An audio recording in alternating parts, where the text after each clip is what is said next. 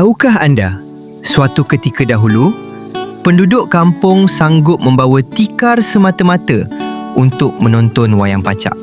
Pada zaman dahulu, wayang pacak menjadi hiburan paling dinanti-nantikan oleh ramai penduduk kampung.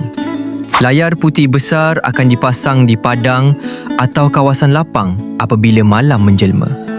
Ramai orang datang bersama keluarga sambil membawa tikar, kerusi kecil dan makanan ringan. Kanak-kanak biasanya paling teruja kerana dapat menonton filem secara beramai-ramai di bawah langit malam. Filem yang ditayangkan selalunya filem Melayu, aksi, komedi dan kadang-kadang filem Hindi. Apabila televisyen dan pawagam semakin berkembang, budaya wayang pacak perlahan-lahan mula menghilang. Hari ini, ramai generasi muda mungkin tidak pernah merasai pengalaman menonton wayang pacak di kampung. Kalau anda suka fakta ringkas macam ni, boleh follow untuk lebih banyak ilmu.